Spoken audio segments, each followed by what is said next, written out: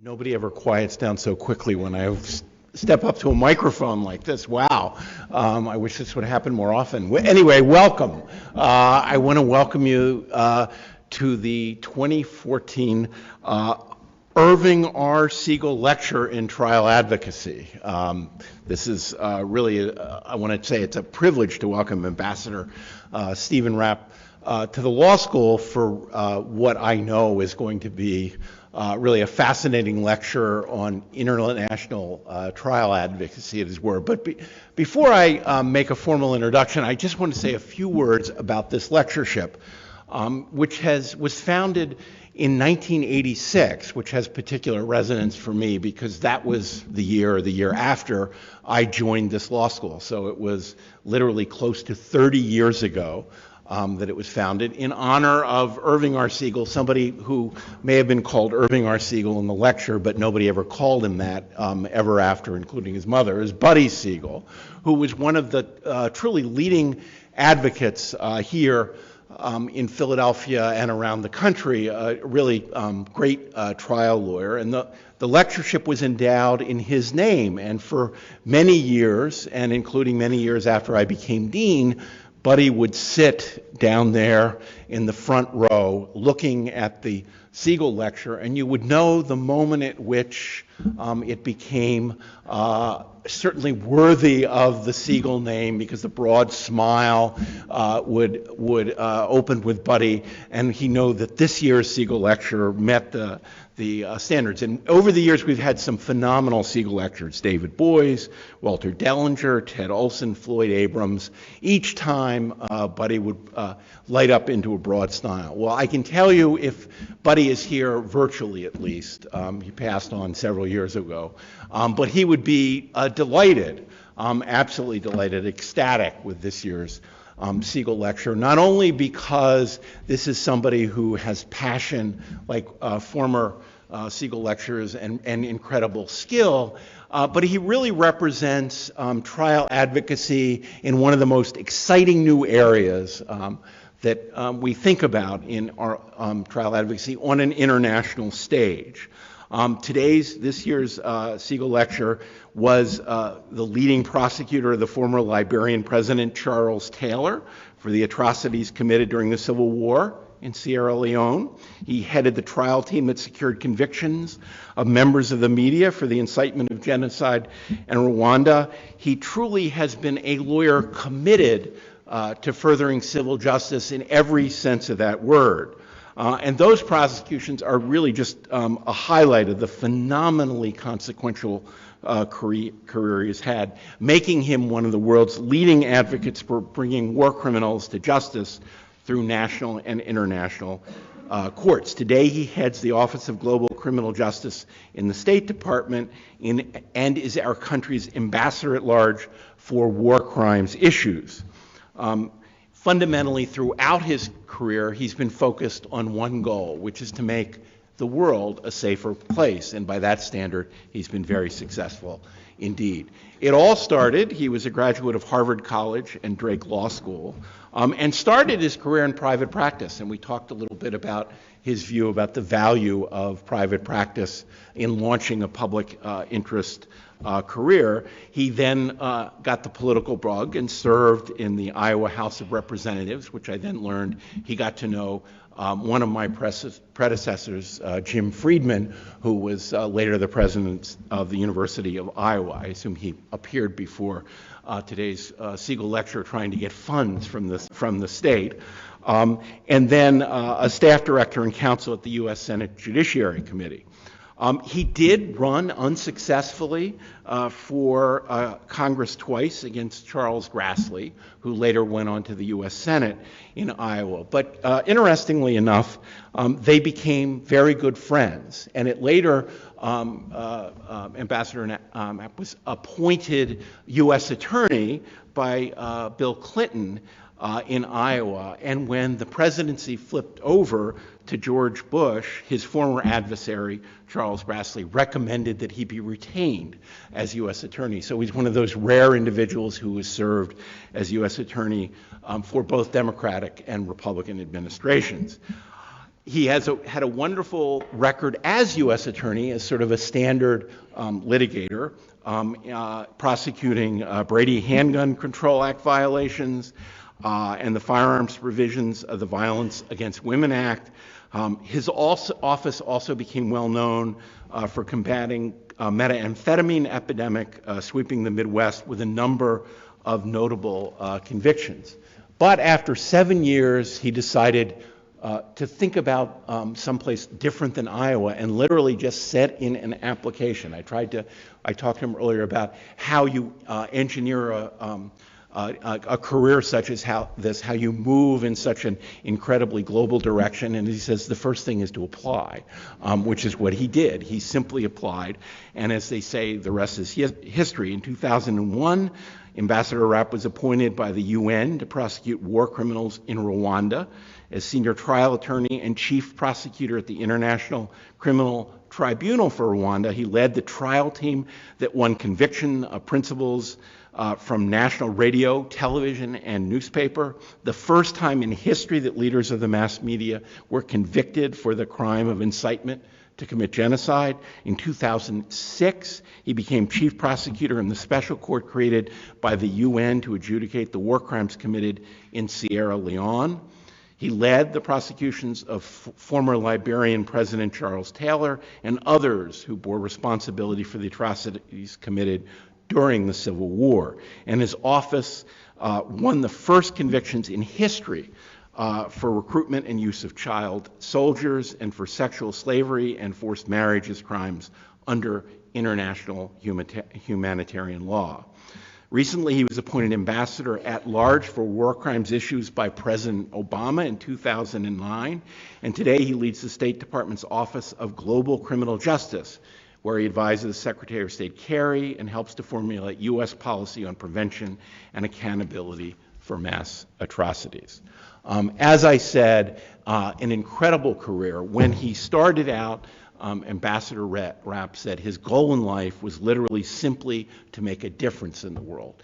And clearly, he has done that across the globe and defined what it means to be not only a legal professional, but a trial advocate. And in that sense, I know Buddy Segal is indeed very proud indeed by this year's Segal Lecture. So I hope you will join me in welcoming one of the foremost champions of international human rights in the world today, Ambassador Stephen Rapp.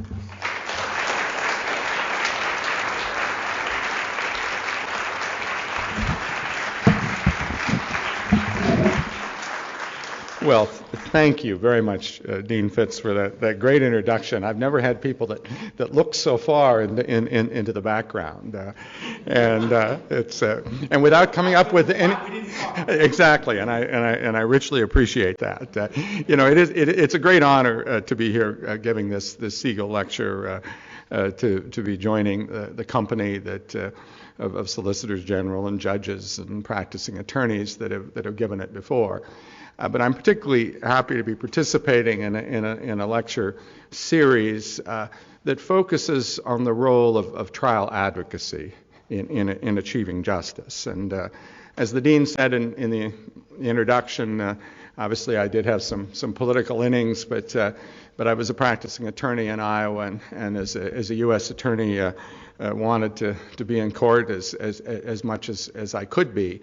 But was really thrilled to get out to Arusha and actually try the media trial, and then to engage as chief of prosecutions with all of the trial teams, and to lead witnesses and to participate in the process in the Rwanda Tribunal, which is in Arusha, Tanzania, and to carry that on in Freetown. And if you may know the history of the Sierra Leone court, we tried 3 big trials of 3 each accused individuals that were leaders of armed groups, but we did those in Freetown at the scene of the crime, but we also tried the Charles Taylor case in The Hague, initially in the venue of the International Criminal Court, giving them credit for our prosecution, but it was done by our court.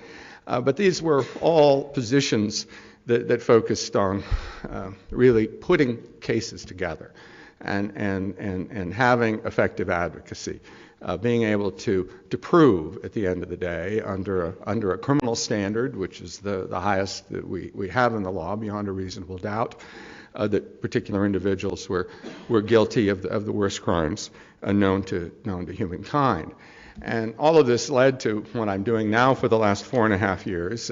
As the dean said, it involves advising the Secretary of State and other senior officials about how to prevent and respond to mass atrocities, and not just advising, but also getting out into the field. And I travel 220 days a year to the scene of the atrocities, to talk to the survivors of these crimes, to engage with local officials and judiciaries, to see if there's the capacity and the will to try the perpetrators at the national level, which is always our preference, and then to engage with other countries and with multilateral organizations to see if there's ways that we can help provide that capacity if that's the problem, or if we've got a fundamental problem of will, what kind of internationalization is going to be necessary to achieve some measure of justice.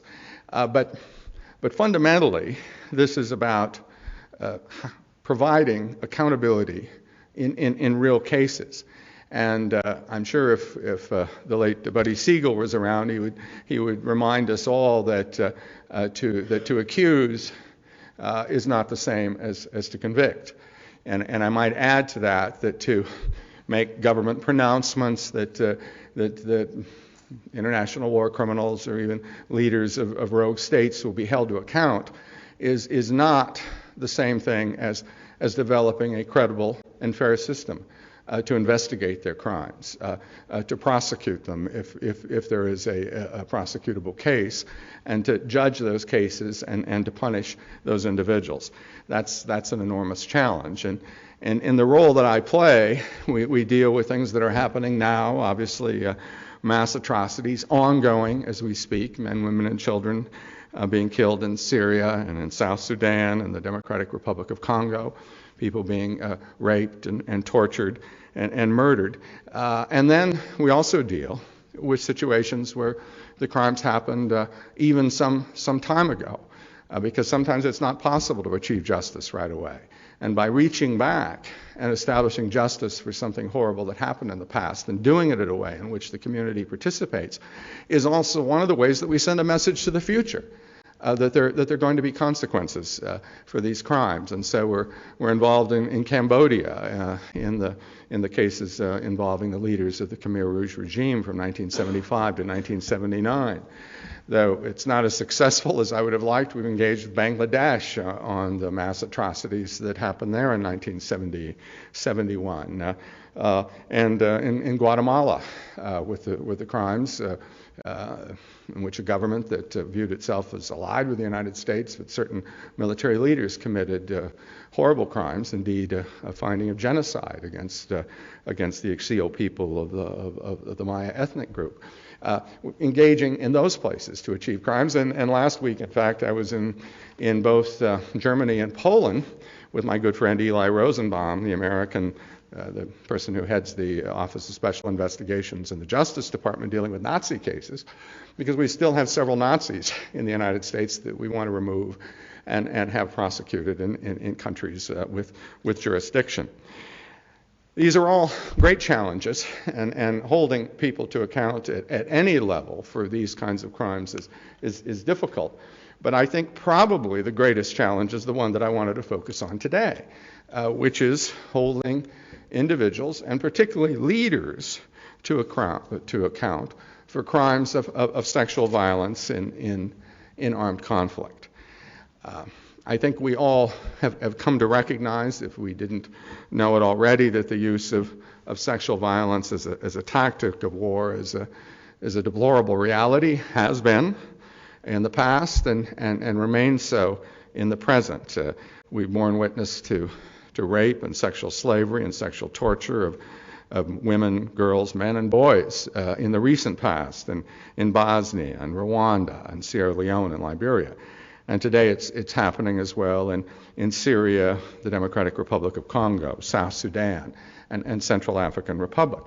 And note that that I talk about sexual violence as a tactic, essentially a tool in armed conflict. And I know there was an earlier time that people saw sexual violence as something that soldiers did on their own, or with tolerance of their leadership, almost as a reward, sort of the business of rape and pillage of a captive people. And indeed, that's accompanied conflict since time out of mind.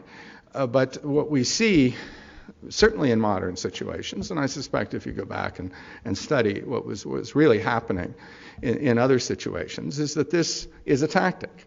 And this is proven to be, sadly and tragically, a very effective tactic when it comes to destroying a particular group whom you may want to subjugate, whose resources you may want to gain, and destroy the base of support for another armed group or a political movement or a government. That it is powerfully effective, and particularly in the Democratic Republic of Congo.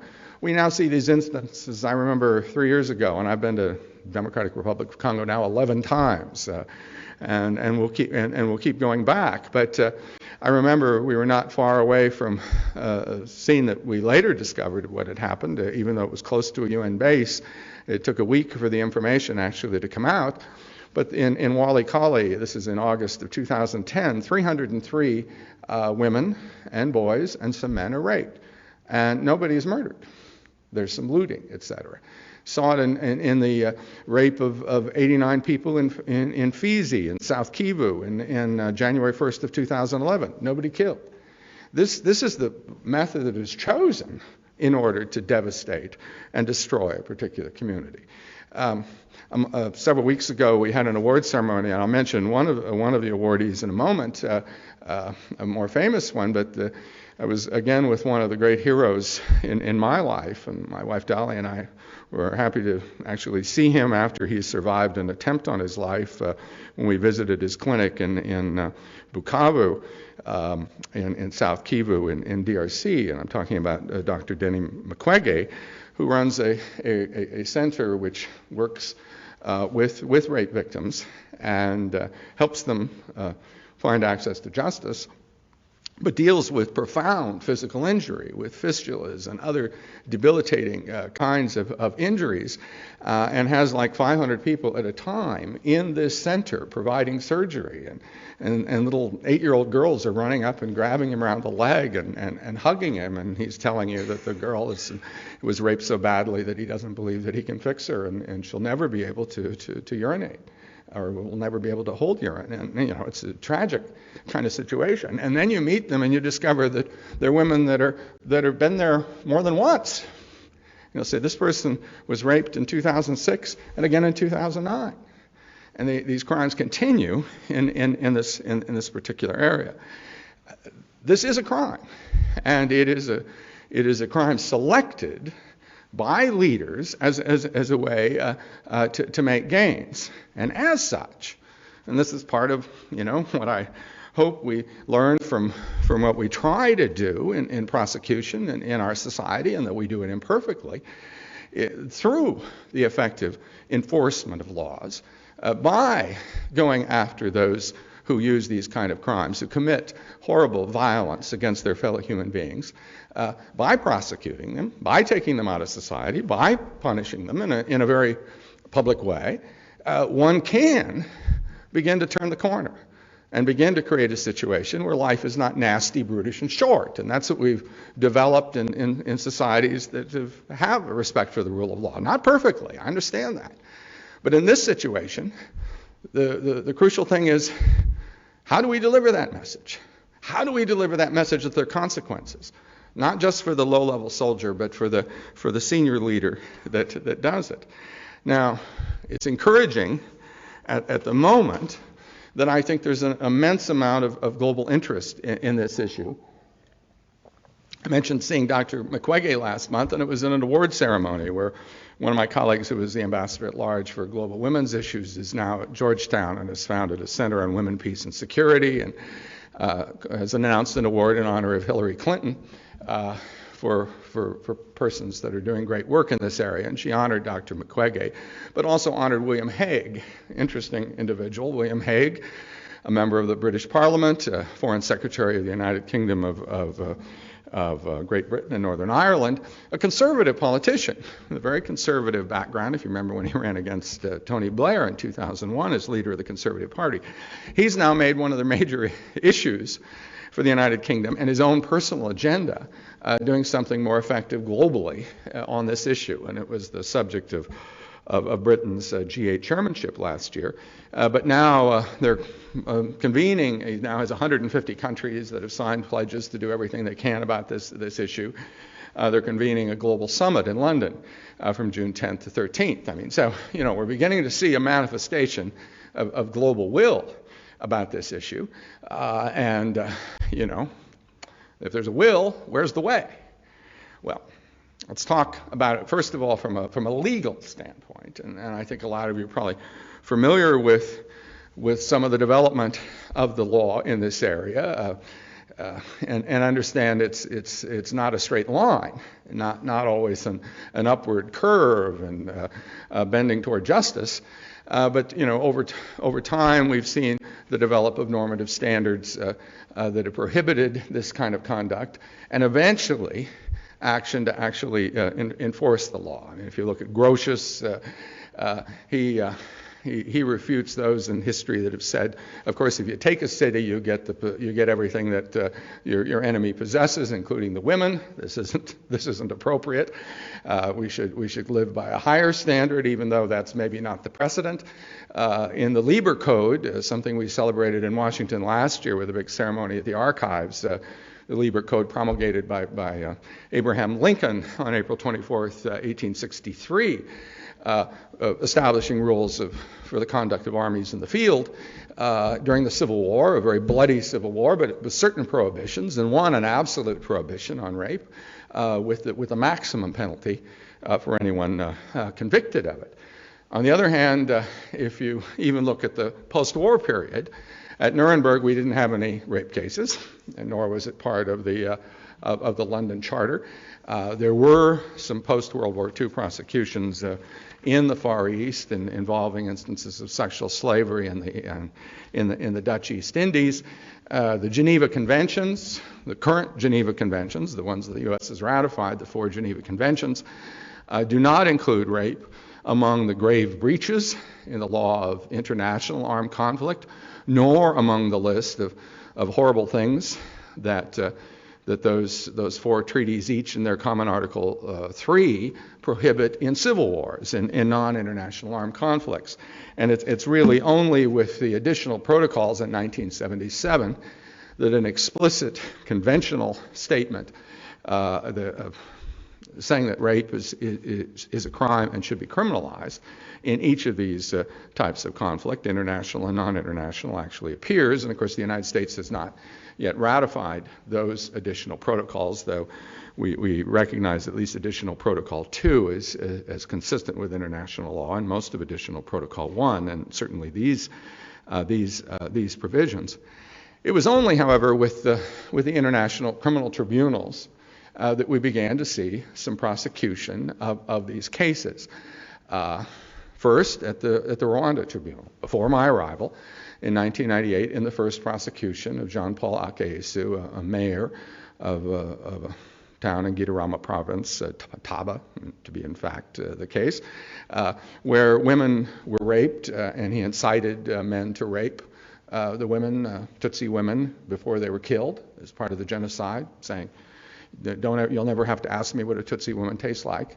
He encouraged the rape. And the judges during that trial, including my good friend Navi Pillay, who later presided over the media trial that I led and is now High Commissioner for Human Rights in Geneva, she insists that the prosecutor stop the trial and go back and amend the indictment. I'm not sure the defense appreciated that, but they had an adjournment of several months, amended the indictment, brought in rape as a crime against humanity, convicted him then after the new evidence and after defense was presented on it, and for the first time in history of rape as a crime against humanity. And significantly, if you've read that case also, and I think this is remarkable, but clearly appropriate, convicting also Akayesu as the first person in the history of the world for the crime of genocide under the Genocide Convention of 1948. This is the first time, some 50 years afterwards, that it had been used, and there was a conviction. But they convicted him specifically of genocide, not just for killing Tutsis, but for the rape of the Tutsi.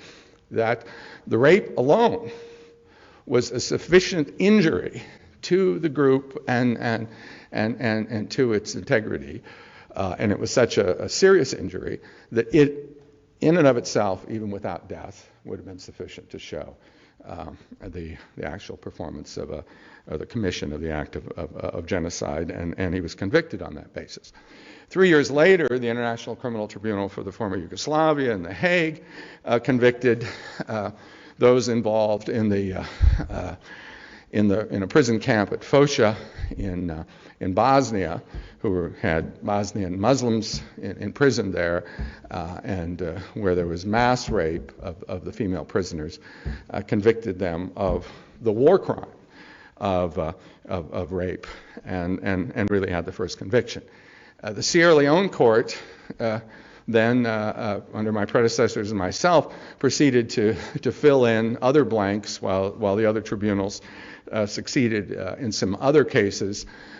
We not only convicted each of our people of rape as a crime against humanity and rape as a war crime, we also had some horrendous acts of sexual slavery and forced marriage during the course of the Sierra Leone War. And if you look at the history of the Sierra Leone War, of course, the most emblematic crime is the famous chopping off of hands. And I count among my friends hundreds of the amputees who, cruelly, and sometimes with many hacks of the blade, and sometimes by child soldiers, were amputated, either short sleeves here or long sleeves here.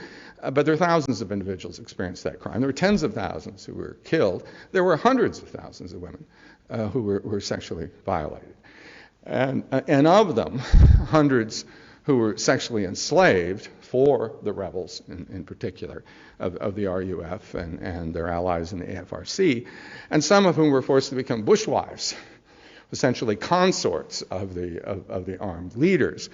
And so we charged our cases for sexual slavery as a crime against humanity, which was part of our statute, and a statute that was put into effect based upon language that had been adopted in Rome in 1998 as recognizing that by that time sexual slavery was a crime under international law. But we also thought that this crime of actually subjecting a woman to marriage beyond the sexual slavery part of it, but creating a situation in which she was stigmatized almost as the consort of the leader and required to do all of these things as essentially his wife or one of several wives, was an additional crime. And we had an expert witness, Zainab Bangura, who was then a human rights activist, who surveyed hundreds of women who had been bushwives.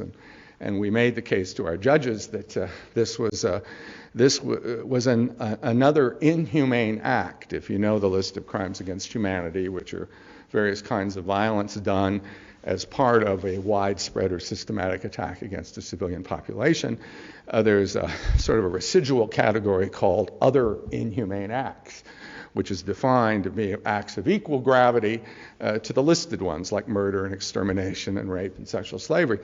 And we tried to sell to the judges that this was a crime too. We lost that initially, but then we won an appeal on the law, and we came back, and in our last trial, we convicted the first people in history of the crime of forced marriage as an inhumane act, a crime against humanity. So we had this kind of development of the law, and of course the ICC statute largely incorporates the provisions of the substantive provisions of the law that was used at the ad hoc tribunals. But more important, and this is something I really want to emphasize as a practitioner, even though it's a legal issue, because these are always a matter of matching up the facts, the evidence, with the law. But most important to the thing that I care about the most, that I think is the most important if we're really going to stop this, is the kind of legal modes of responsibility that can hold leaders to account. In the Akayesu case, he was right there in the communal city hall near where the rape was occurring. He was encouraging the guys themselves to do it. There were other trials in Arusha where we had conseillers de secteur, sort of low-level people who were doing the raping themselves. But that's not what international justice should focus on. It should focus on the big shots. Now, maybe some of them, and some of them do, actually come down and commit the crimes themselves. But they're the authors of these acts. They're the persons, as Robert Jackson famously said in his great opening at Nuremberg, the common sense of mankind demands that the law shall not stop with the punishment of petty crimes by little people. It must reach men who possess themselves of great power and make deliberate and concerted use of it to set in motion evils which touch every home. So how do we get these guys? Well, over the course of time, at the tribunals, based upon looking at the legal systems of the world, looking at custom, which is where these ideas generally come from, because we pass these statutes after the fact, so we have to find the law that was in effect at the time. We've been successful in pursuing sort of high-level people on three bases, and some of these are controversial, but they've been established in each of the courts, though not uniformly. One, of course, is command responsibility. And command responsibility is set out clearly in the statutes of all of these courts, and that's basically to say that a superior is responsible for the acts of his subordinates, or his subordinates. If the superior knows of their criminal conduct, or has reason to know of their criminal conduct, and then fails to take action to prevent or punish. And it's on that basis that a lot of convictions are founded. And of course, it generally represents a situation where perhaps there were orders, perhaps there were explicit orders to do things, but you have the commander as responsible for the unit, and with the knowledge that's abundant and out there, and this sort of reason to know requires an enormous amount of information. And then a failure to act, one can be criminally responsible for the act itself. That's important, but not as important as you'd think, because in most of these places, the really nasty things are not done by people in the direct chain of command. They're often done by informal organizations, by the Interahamwe militia in Rwanda, by the Shabiha today in Syria. And one knows there are connections between what these irregulars are doing and people in the background, but how do you establish that, and on what legal basis do you do it?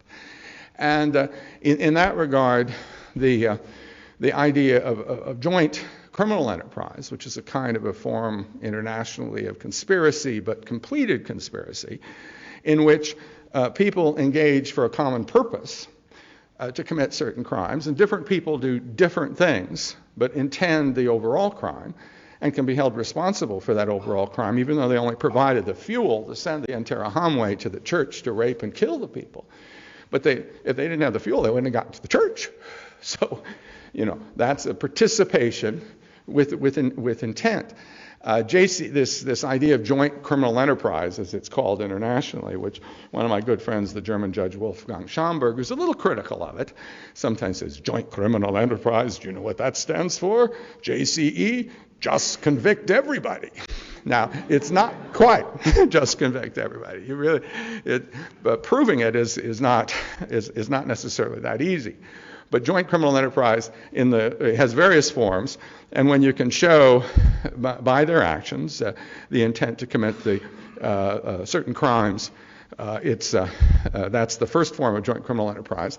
The second, like the Fosha prison, is a situation where you've got a prison where there's all this raping and all this mistreatment and torture of prisoners going on, and so people are part of a system, like people were part of the system in Auschwitz, and they're participating in different ways in that system. One can then hold the individuals who significantly participate in criminally responsible for the whole.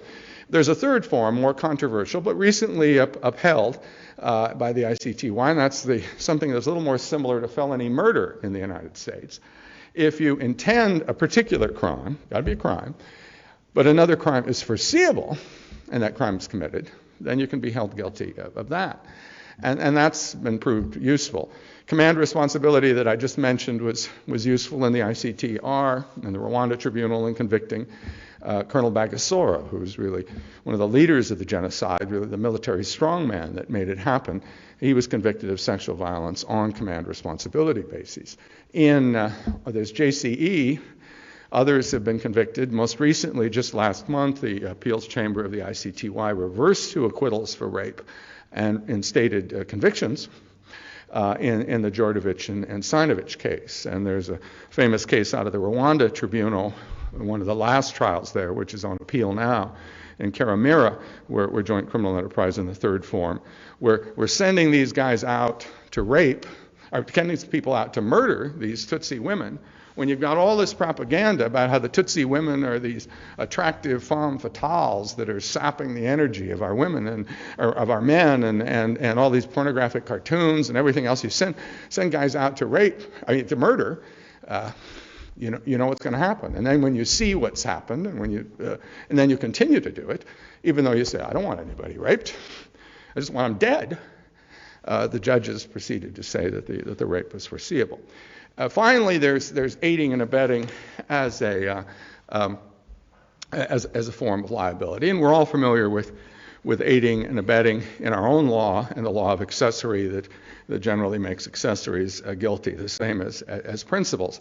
At the international level, the law of aiding and abetting has developed to essentially hold that one can be held responsible for aiding and abetting without intent to commit the crime, as long as one is aware of the commission of the crime, as long as one is aware that the assistance that they provide will aid significantly in the commission of the crime, and as long as a matter of fact that aid does assist in the commission of the crime. It was on that basis, plus another planning element, that we convicted Charles Taylor, and Charles Taylor's conviction was affirmed by the appeals chamber of the Special Court for Sierra Leone in October, and he's now serving his 50-year sentence.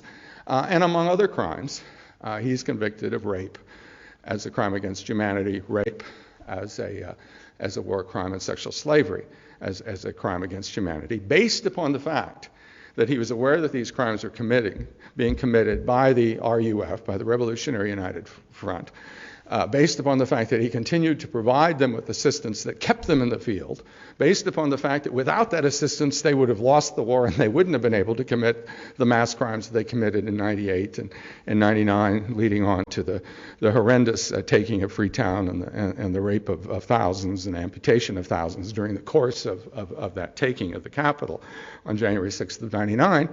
And that aid was substantially that aid substantially assisted the campaign. On that basis, he was convicted.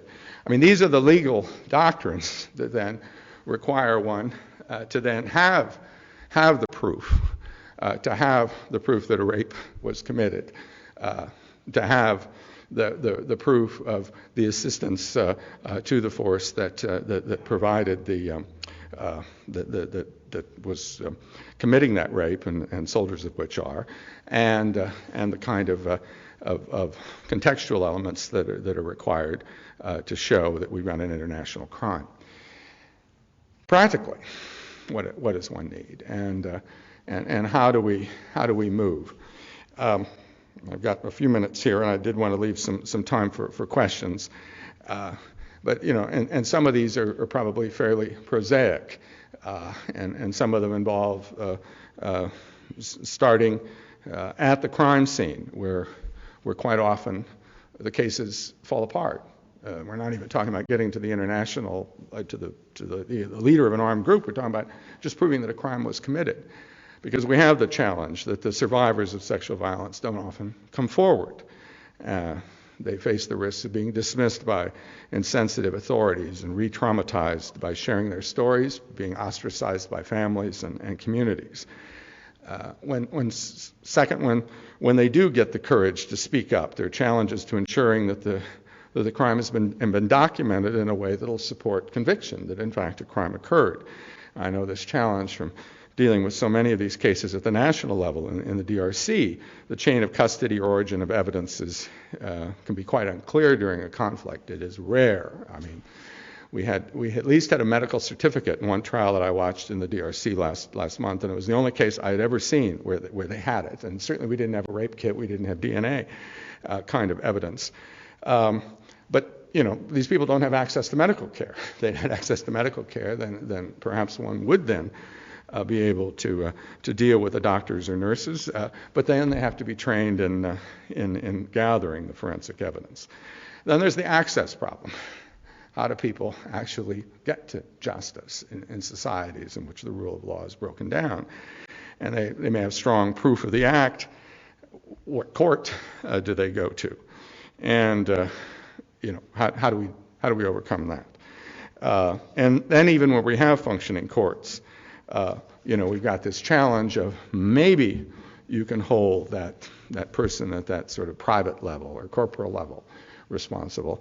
How do you hold people to responsible or at the highest level? And in that regard, I want to note, even while I talk positively about the development of law at the international institution, we at the ICTR were often criticized, and of course those of us who were litigants weren't always happy sometimes with some of the decisions, that we always respected them, but there was always a greater ease, I discovered at the Rwanda Tribunal, in finding somebody a leader guilty of murder than of rape. Somebody guilty of murdering 800,000 men, women, and children in 100 days. Not so hard. Proving that during the course of that time they were also responsible for rape, much harder. And so that, because of this attitude that this is something that people commit as a frolic of their own, if somebody's doing it and that wasn't really part of the crime. And so we had cases like the Musima case, the Niyitegeka case, where even with strong evidence, the judges rejected criminal responsibility of leading figures. And if you follow the ICC in the second conviction in the history of the ICC entered on the 7th of March, and we congratulated the ICC on that case. The individual was convicted of several violent crimes, including murder, but acquitted of the rape charge on the grounds that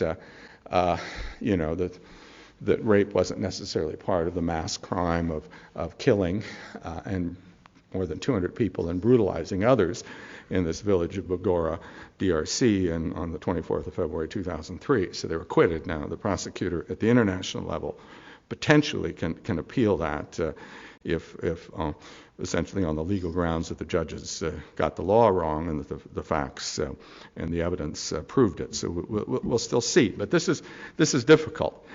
And finally, and I have to say this, prosecutions and arresting people who commit these crimes and are responsible for authoring them from a high level is I think important to victims, and I'll talk about that a little bit in a moment.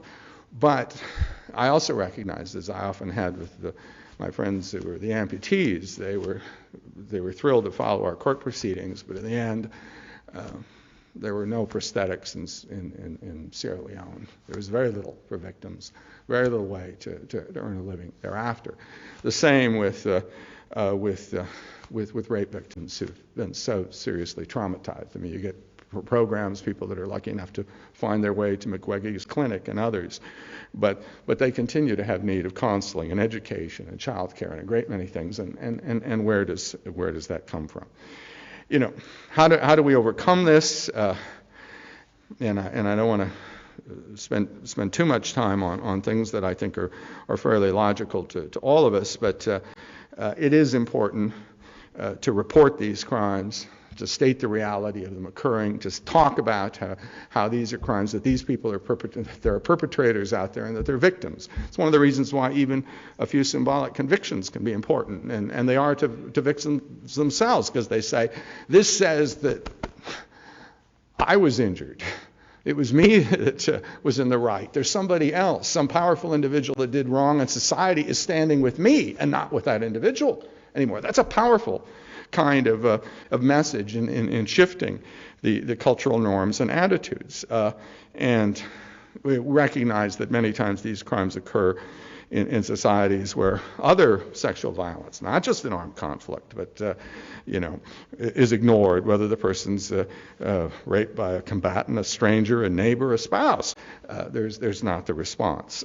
And so we do have, and I'm a prosecutor and I want to see effective prosecution, but there has to be engagement in these societies, in communities, to talk about sexual violence as intolerable, training of men and boys and others about their role in reducing it. We also have to encourage survivors of sexual violence to have places where they can report. You have to have those places where they can report these crimes and where they can deal with people that are sensitive to the situation, and provide for those involved in healthcare and clinics, sort of entry points and forums and access to legal counseling, and these are things that we're working on in each of these centers. Then going beyond that, to really trying to take up the game in terms of the forensics, the rape kits, and the other things. I was watching the trial of the 39 guys that are alleged to be responsible for the rape of more than 198 women in Minova in November of 2012, and as I looked at the evidence, I thought there was probably only good evidence on about 2 of those cases based upon eyewitnesses. If somehow there could have been scientific evidence, if somehow those people could have been, swabbed, even with a buccal swab to get the DNA, we could have had much stronger cases, and that is there as something that needs to be done. Access to justice is something that's also critical. Keep in mind, most of the places where these crimes are occurring are not common law. They're not like ours. Individuals can file criminal complaints, which begin judicial processes. So in partnership with the ABA and their rule of law program, we're supporting 2 separate kinds of approaches in the DRC. One is legal clinics that will help victims prepare these complaints and begin to get in process and represent them as victims in the process.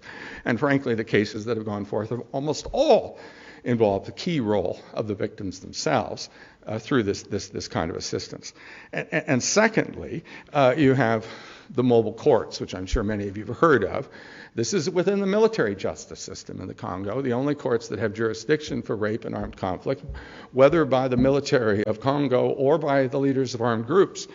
But we're supporting holding trials in the country and taking the judges to where the trials are. It's an expensive proposition, and the international donors essentially provide all of the resources to it. But through this method, there have been more than 100 convictions for the crime of rape in these mobile courts. Keep in mind, though, those are again relatively low-level individuals, and they generally are of men that are in the barracks and that can be found and arrested. They're not necessarily leaders of the armed groups, and they're certainly not people that have run off to another country. And that's one of the reasons why we're pushing very hard for some international participation through the establishment of mixed chambers. This is not a mixed court like the Sierra Leone court was, where we had appointments by the UN and by the government into an internationalized court. This is within the national justice system, like the Bosnia court. And I know one of your people I saw in the picture out in the hallway was a judge in the Bosnia court. That was a court within the Bosnian national system, in which for a period of 8 years there were international judges that came in and worked with the national judges, initially outnumbering them, eventually phased out, international prosecutors and others that participated. And that same kind of model is something that the Congolese government has now endorsed. It should be before Parliament in the session that began this week. We're getting assurances that this will happen. And this will finally, I think, provide the capacity to really build cases against senior leaders, and working with the Congolese that have been, many of them, very effective in some of these lower level cases, we can begin to send a message that there are consequences to these crimes, and I think have an effect. There are lots of other things that need to be done, and I want to. I'll skip ahead here and yield to your questions, because I know we don't have much time. But I just want to add by affirming how important this is to us in the U.S. government. It certainly was. I was very proud to serve for Hillary Clinton, who made this a high priority, and it's the same with John Kerry, who honored William Hague in the State Department 3 weeks ago and did a forum for the whole State Department on what we could do to counter this scourge of sexual violence. The prosecution of these cases is absolutely crucial to restoring the dignity and integrity of these individual survivors who've experienced deeply harmful and personal crimes and are entitled to truth and justice. But they're also entitled to a system of law that can hold people to account and create a chance where these crimes won't be committed against their neighbors, against their children in years to come. And I think we're working on that hard. We're going to keep doing it. But as I said earlier, from a practical standpoint, it is an immense challenge, but one that I'm confident that we can overcome. Thank you very much.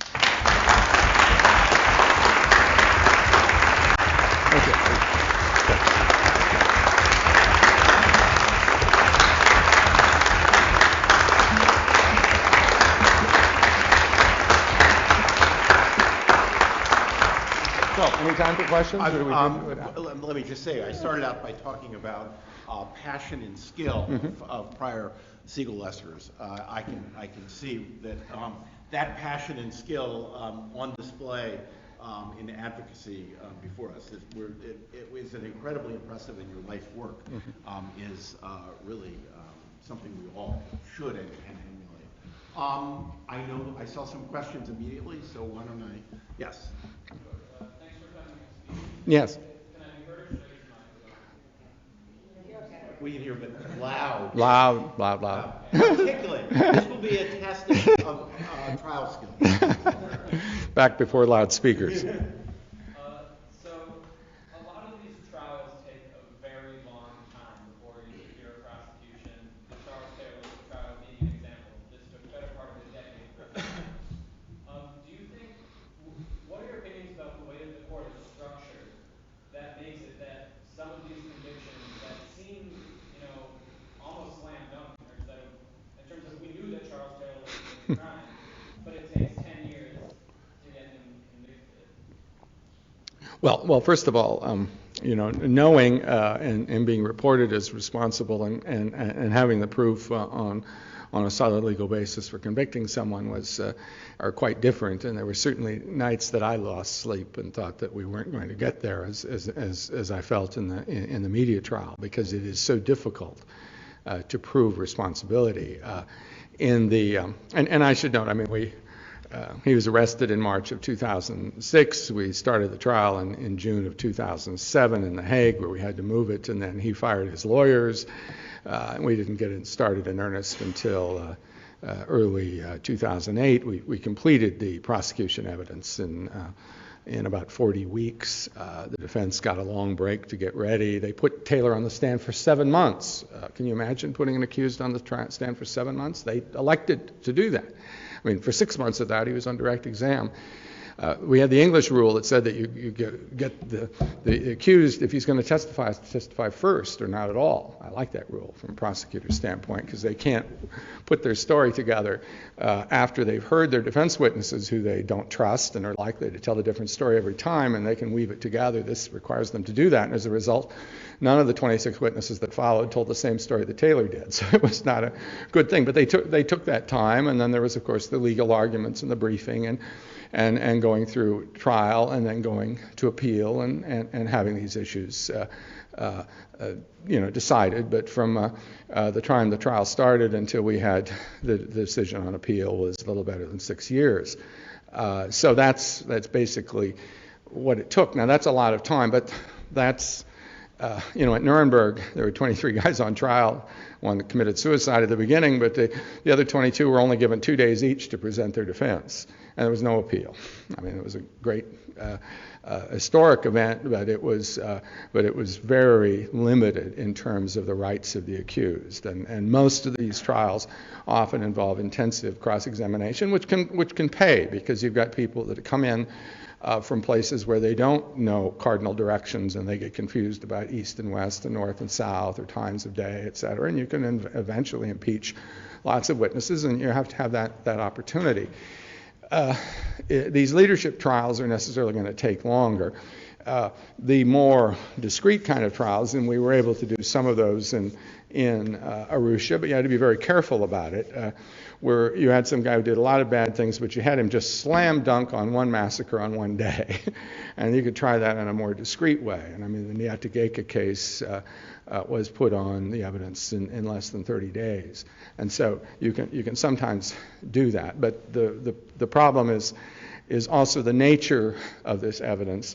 I mean, in Taylor, we don't, unlike Nuremberg, we didn't have documents. Jackson said, there's no count in the indictment. We can't prove it with the Nazis' own documents. We don't even need any witnesses. Well, we sure as heck needed witnesses in Taylor.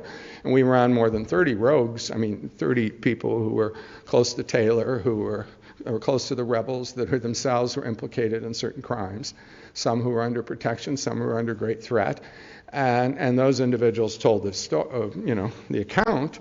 And of course, the defense said they're all just doing it for their benefit so they can get relocated, and of course they were safe houses and getting fed and all of that, and so they were getting some benefits for it, and so there's that. But you had to put that much together, and then of course each of them has their own history. If you were a defense lawyer, remember, I was a defense lawyer before I was a prosecutor. Nothing was more delicious than cross-examining a snitch, talking about all of the horrible crimes that he'd committed, and ending it with that line about, for a deal like this, you'd have turned on your mother, but people can do that. So that's why it takes time. Now, to some extent, this is why, I prefer, the internationalization, and this isn't some anti-ICC attitude, because I'm the biggest proponent of U.S. engagement with the ICC, and we're supporting the ICC in all of its cases, and are an extremely valuable partner of the court, probably more active in supporting its cases than most of its members, even though we're not a party, and we know why that's difficult.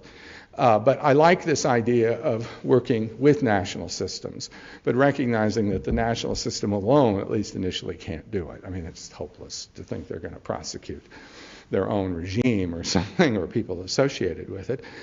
But having internationals mixed in for a period of time can strengthen the system. It can be doing it in a way with international developments and skills and everything else that fits that system. And those kinds of trials, as we see in Bosnia, where they've tried, the average genocide conviction there has taken 1/20 the resources of those at The Hague. So if you do it in that kind of localized way, you can have more effect. The problem is, in some places you just can't do it there. And for some people that are at the most senior level, trying them in a sort of a mixed court in the national system where they themselves are president or something is not going to work. So you may need the big international case. But these are serious concerns. I do keep in mind that when we have, have we convicted KSM yet? in the U.S. system, and people talk about costs. I mean, the investigative costs on Timothy McVeigh alone was exceeding $100 million. So when you've got cases with lots of victims in anybody's system, and when they're important cases and when there's high penalties, there'll be resources spent, and you don't count all these buildings that are out there and all this whole system and all these academies and all these pensions and everything else that go into maintaining a justice system for a country. And when you've got to build it all and put it there, it's naturally going to be complicated, costly, and sometimes long. Thank you. I want to ask you in terms of evidence, which is very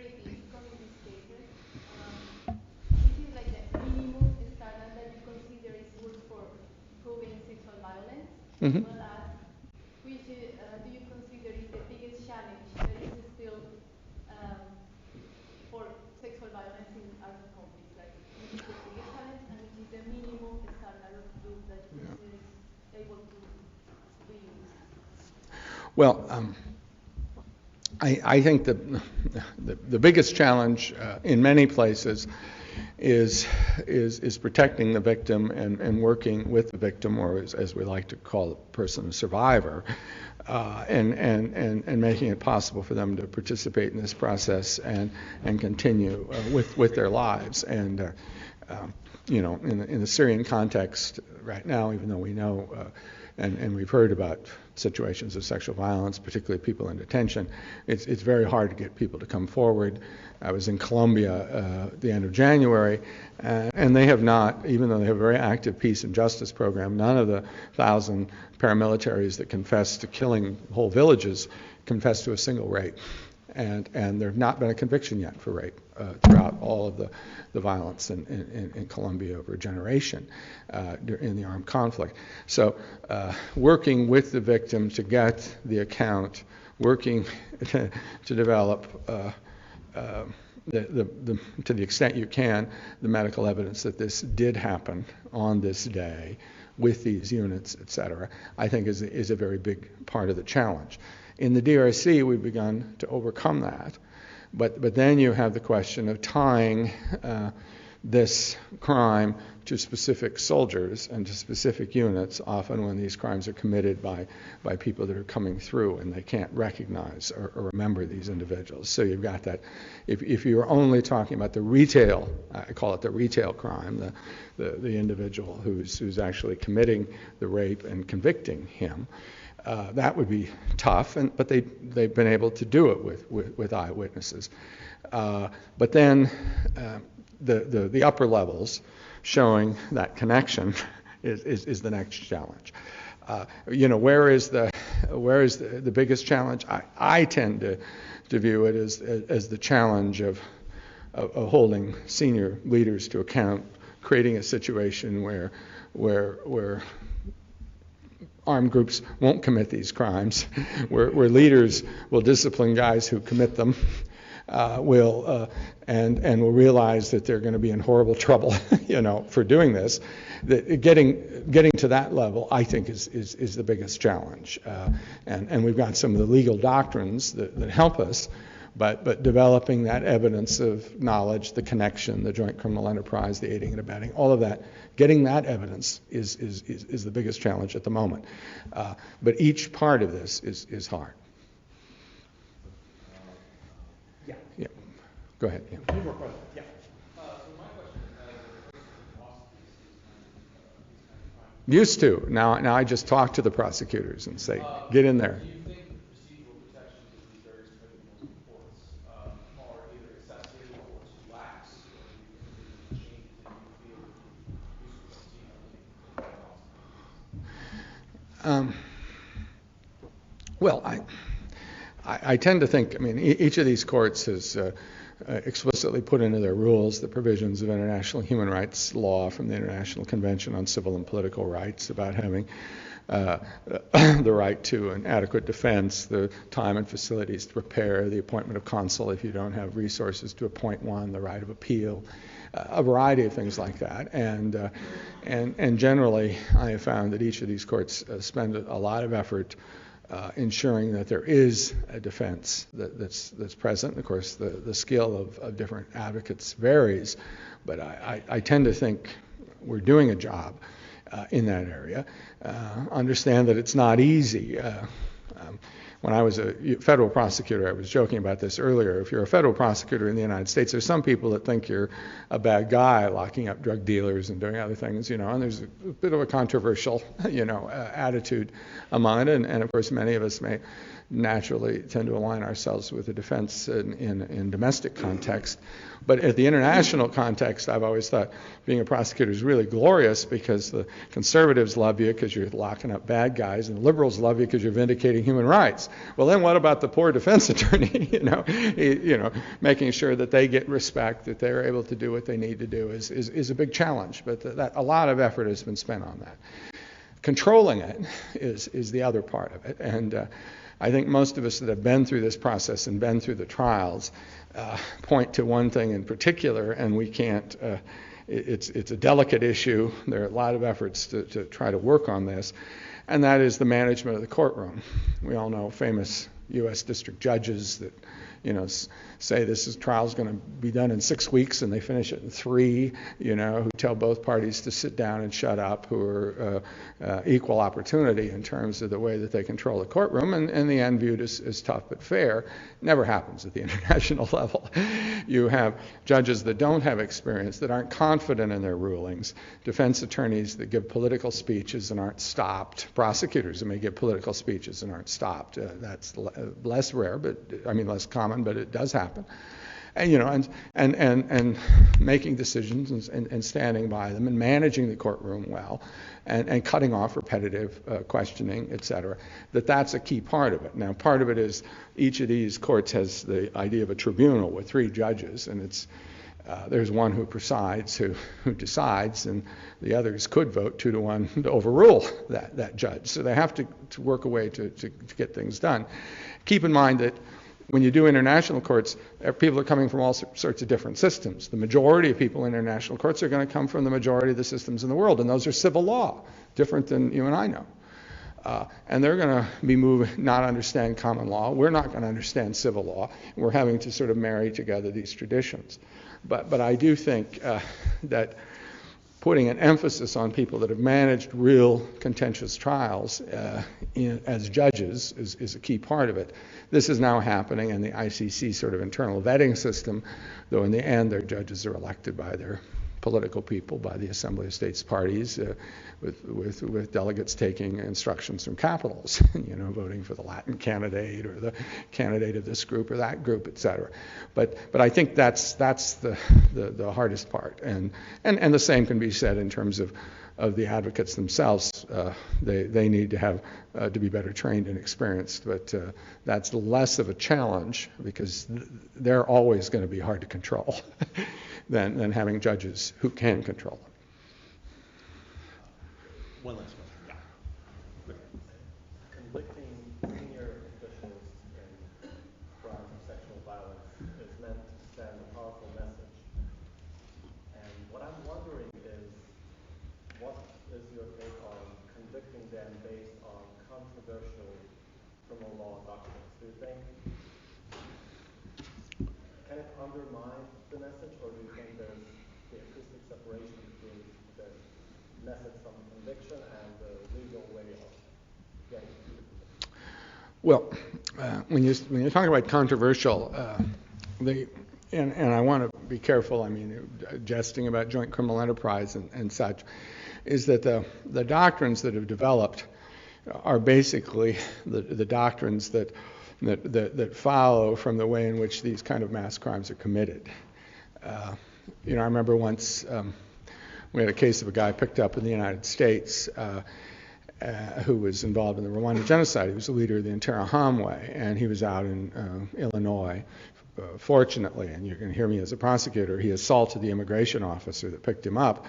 So he had an aggravated assault, which allowed him to be convicted and sentenced to 4 years in the U.S. But the U.S. couldn't convict him for the genocide. It would eventually send him back to Rwanda, and there was a question of whether that would be permitted, depending on how the Rwandan system was going. And I remember dealing with a late great woman, Alison DeForge, Human Rights Watch leader, expert witness in 11 of our trials, the author of the great book on the Rwanda genocide for Human Rights Watch, Leave None to Tell the Story. Tragically died in a plane crash in Buffalo in February of 2009. But in talking to her, she said, well, this guy, who was known as Zuzu, he had this Interahamwe that was killing people in the Nyamirambo section of Kigali, and she was on the phone with these families as they were being killed. And one of the people that was killed was a Foreign Service national who was working in an aid program for the United States, so an employee of the United States. And I said, federal jurisdiction. I'll call Fitzgerald in Chicago. And the same guy was doing Scooter Libby, but he was U.S. attorney in Chicago. And I said, prosecute this guy because you got a murder. murder of an American national, et cetera, and do that. And the FBI looked at it and said, how can we prove that Zuzu, killed that guy? Well, Zuzu's out there, organizing killings across Nyabarongo and in a place with 8,000 Tutsis, 7,500 of them are dead. And he's leading them over here and giving them beer over here and providing the weapons here, et cetera. And he's along on the killing here and here and here and here. He's part of that. And, I think in the U.S., if you had enough testimony about this whole thing, you could eventually have gotten there under a Pinkerton instruction based on conspiracy or complicity of some kind. But, I think you could have done it. But the point is, that's the way the crime is committed. It's not like a bank job where you shoot the bank teller and convict the guy who shot him and the people in the getaway car. Maybe they're a little further away. But, these crimes take multiple people. Who is responsible for the Holocaust? If Kaltenbrunner convicted at Nuremberg was never at Auschwitz. He's not responsible because he wasn't at Auschwitz. He wasn't putting the Zyklon B in the shower receptacles. No, he's responsible. He's doing certain things. He's sending it down. He's obtaining the stuff. He's establishing a training camp for death camp guards. He's doing all this kind of thing. So those are the ways these crimes are committed. So then you describe those doctrines based upon the legal systems of various countries. Remember in 2007, I was doing a training course for Rwandan judges. This is after I'd gone to Sierra Leone, and I agreed to come back to Rwanda, where the Arusha Tribunal was hoping to send cases to the Rwanda Tribunal, and so there were all these programs to try to strengthen the classical Rwandan judiciary. And I got up in front of these Rwandan judges, and I said, okay, here are the facts. This guy did this. What would you do with that? And they'd say, convict him. I say, on what basis? Complicity. I say, well, that'll work. But the point is, they put that all together and called it that, et cetera. So, but these doctrines are not, people can kick around and say we didn't see them written down in advance, but they are really the basic rules of sort of co-perpetration across the world, and therefore were recognized as such in the most famously in the Tadic judgment in 1995, a preliminary ruling in the appeals chamber of the Yugoslavia Tribunal, which laid out, based upon customary law, the ways in which people could be held responsible and the ways that would be recognized in the Tadic case and future cases in the tribunals. I don't think they're that controversial at the end of the day. They're characterized as such, but there'll continue to be debate on these issues. Now, in the case of the ICC, they have the benefit of dealing with statutory law written in a treaty that was then ratified by every country. And as we saw in Katanga, there might be a big hole in their treaty at the moment in terms of indirect perpetration. Maybe the judges will find it in interpretation, but we don't know. But then you've clearly got the kind of thing that we would have in our domestic legal system when we were prosecuting here. But globally, where you've got the law, you've got the ability they've got the law in terms of custom and convention, and you've got these traditions, you can pull that together and do it at the international level, and I think it's becoming better established, and I think, except for those that want to just criticize and argue that their accused was unfairly prosecuted or convicted, I think it's solid. Mr. Ambassador, that was a wonderful, fantastic, inspiring Segal. Okay. Well, thank you. Thank you very much. Appreciate it.